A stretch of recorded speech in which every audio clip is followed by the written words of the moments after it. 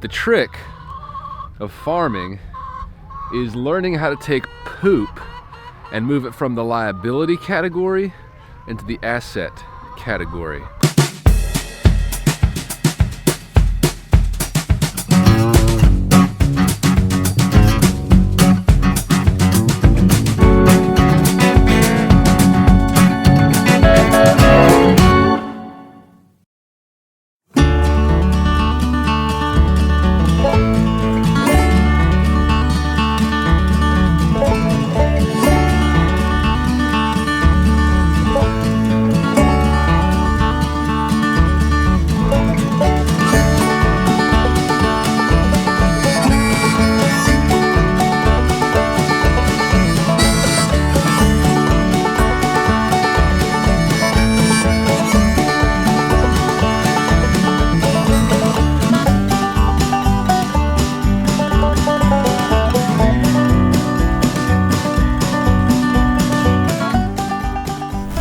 Beautiful, kind of foggy, hazy morning, and last night I went out and I closed up the egg laying hens, so they are all kind of hanging out inside of their egg mobiles right now, and we're going to move them this morning because it's time.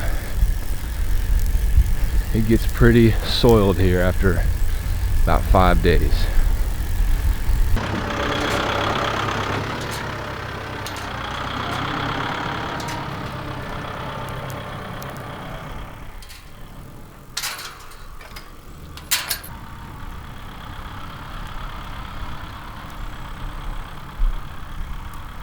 Got the egg mobile behind us. This is where they've been hanging out for the past 5 days, 4 or 5 days. We've already, so we have this electric fence netting right here that surrounds their area, and it's electrified so the dogs can't get in, the hens can't get out. First step is to unhook the electricity because you do not want to touch that mess. It's not as bad when you got boots on, but if you had bare feet, it feels kind of like a baseball bat. No bueno. Anyway. So we're gonna hook up to the egg mobile. We're gonna move the fence. We're gonna pull the egg mobile into its new location where we've moved the fence, and we're gonna hook the fence back up. Good times.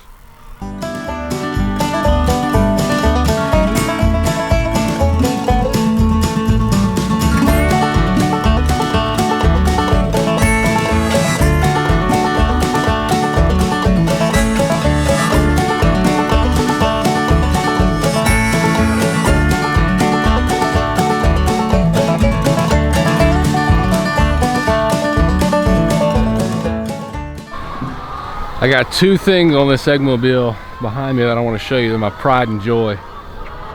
Number 1 is how I've set up this tow hitch system. This is a pretty old wagon, and so things have broken over the years, and you just got to kind of grab the tongue and move it where you want to go, and even at that point it's kind of stubborn. So what we decided to do is take these chains and kind of wrap it around and make sure this is there, and now it's connected to that. So it sort of works, gets the job done, still get eggs, you know what I mean?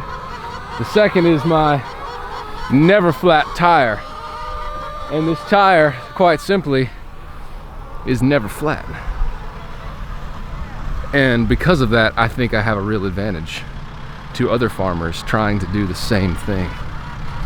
Anyway, you got to think about these things.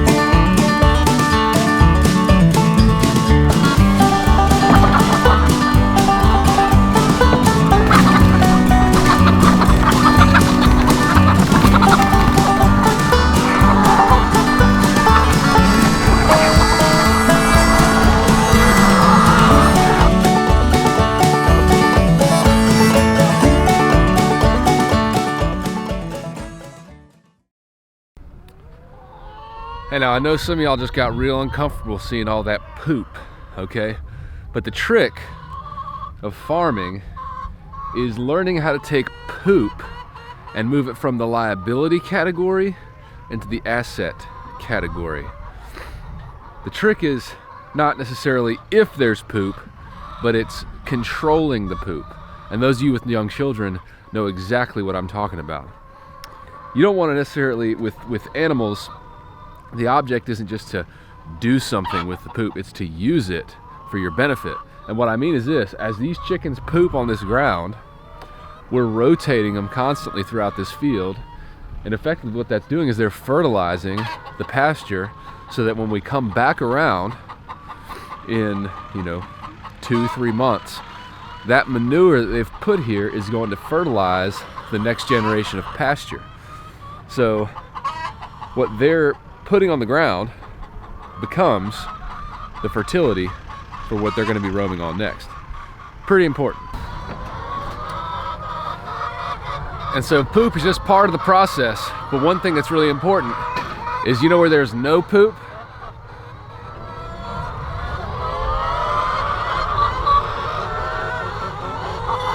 Where they're putting the eggs, which is a beautiful thing.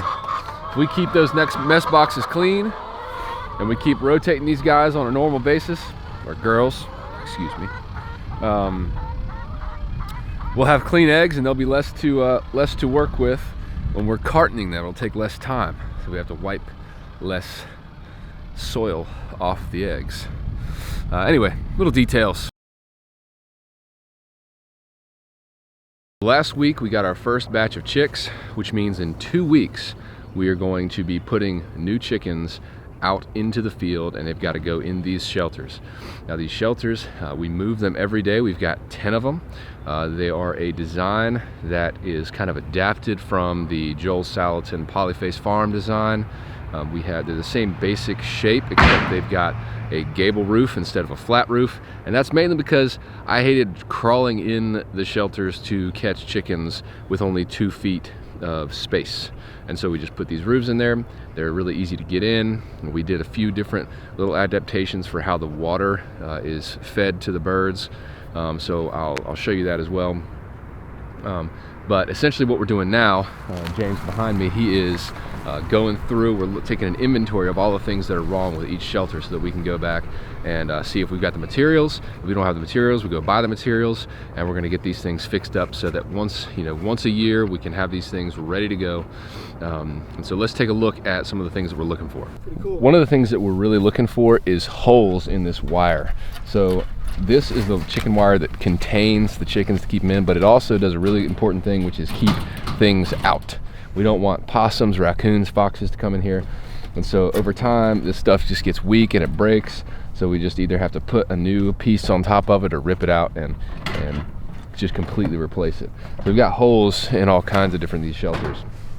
So that's one really important part. The other really important part is to make sure that these doors are working.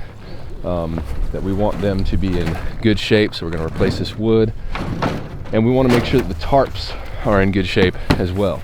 I want to make sure they're not flapping around like that one is over there. And the other thing, James just found that this is how we pull the shelters forward, and if they have broken, we're not pulling them anywhere. So really important for us to be able to fix that.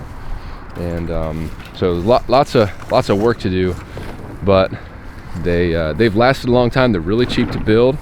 I'm actually thinking about putting some plans together for you so you can build your own if that's something that you like. Maybe leave a comment and just tell me what's up with that. Let me show you something that we have with this. It's a little bit unique to our shelters. We've designed a water system, and the watering system is something that I really love, and it's essentially, we've made toilets in these things, and that sounds kind of weird, but this is a 5-gallon bucket with a air hose. It's connected to it, and water actually flows through this air hose. Air hose is a really great way to transfer water, mainly because it's really light, and you can use a lot of air hose on one single reel. Instead of using like 100 feet of hose, you can have like 300 feet of air hose. So it travels a really long distance. If you get the solid rubber air hoses, like the really expensive ones, they withstand UV light really well, and they're very durable. So we have water coming into this bucket, and inside this bucket we have a toilet bowl filler upper. And once it's a float valve, once it gets up to about here, it stops. Then we have this water hose coming down, and it fills up our drinkers. So essentially we never have to water these chickens as long as these things are working correctly, which that's the big kicker. We have to make sure they're working correctly. Sometimes we have to replace pieces this time of year, and that will give us a really great season, because if these chickens aren't drinking water all the time, they're not eating food all the time. If they're not eating food all the time, they're not growing. So water is one of the key ingredients to successful pastured poultry operation, or just a successful poultry operation at home, wherever you are raising chickens. And one thing that I should mention is that the reason that we can have these air hoses connected to this float valve is that we have irrigation underground that is pressurized. So we have little valves that we can connect into with a fitting, and that will pressurize all of our water here in the field. One really important thing. And so it's helpful to have that anywhere that you're grazing chickens, is pressurized water very close to your field. Toting buckets is okay if that's what you have to do. If you have chickens that are 3.5 miles away in the middle of a deserted field, that's fine, but it's a lot easier and more efficient if you can have pressurized water somewhere nearby. That way you can set up a little system like this where they can kind of always have access to water. One of the keys to protecting chickens in a field like this are these dogs right here. This is May. Hey May, how are you? May is a sweet dog, but she is a fierce, ferocious predator. If she sees anything flying overhead, she takes off after it. She takes off after it like it was just something like an Apache helicopter. She's just, which is really helpful to have a good quality in a dog. They're not the most gentle when it comes to chickens, so if chickens get out of these shelters, they're gonna play with it to the point where that chicken's probably not gonna survive. But you can't really blame them. They're not out to just eat these chickens. Curiosity gets the best of them.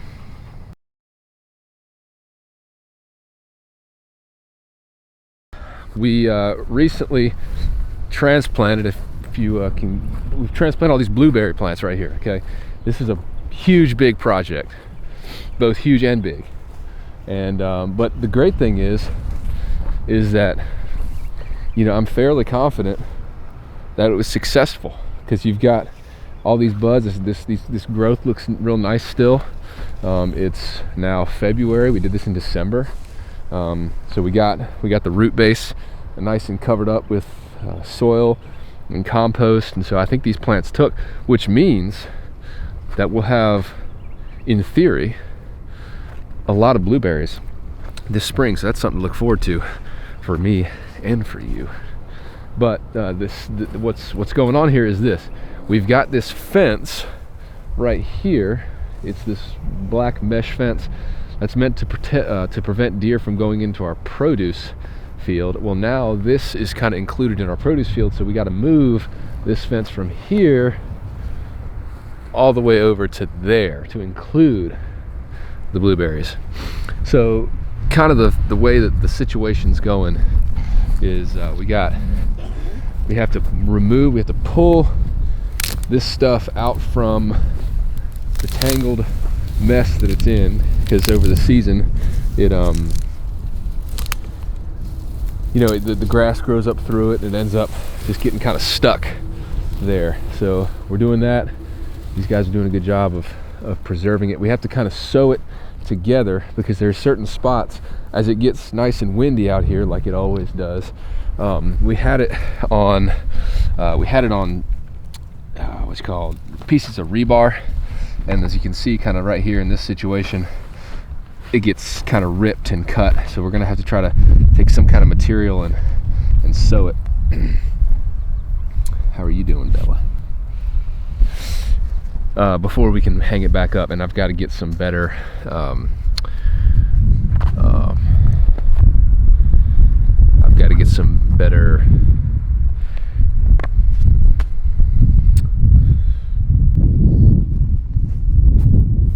So as you can see, we've got these what do you call these things? Zip ties. I think zip ties are part of the problem. When you put zip ties on a material like this, it's real hard on it. It's like such a thin material that it's going to cut it. So anyway, we've got to remove the zip ties.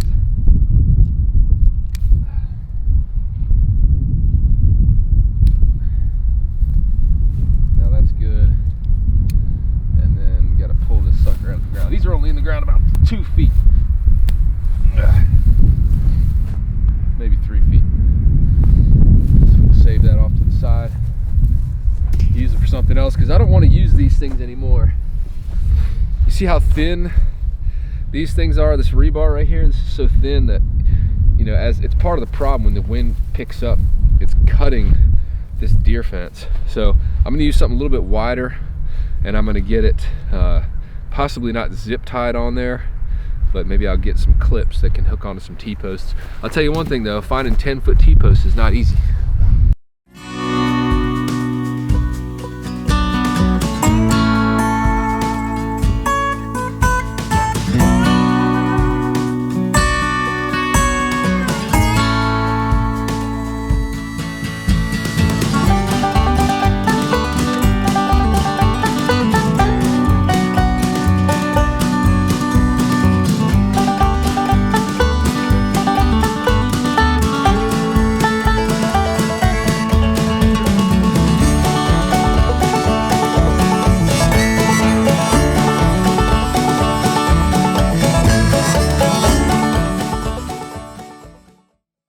All right, essentially what we're doing is this. We're wrapping a logging chain around the bottom of that post, wrapping the other part of the chain around the bucket of the tractor, and hooking back in to the bottom of the post.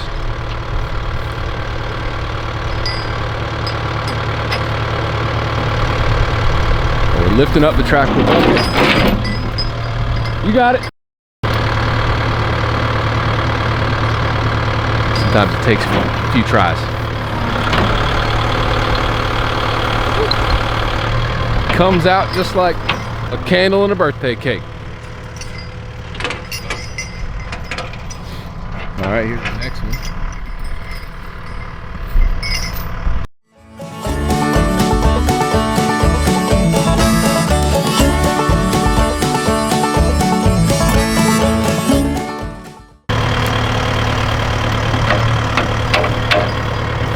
So this is looking awesome. We've got this fence basically pulled up. We got a few little spots where there's the old wire from the fence before that's connected to this wood. We just got to pop that out and get the rest of the wire pulled up, coiled up, and we're either going to save it and reuse it or bring it to the scrap yard.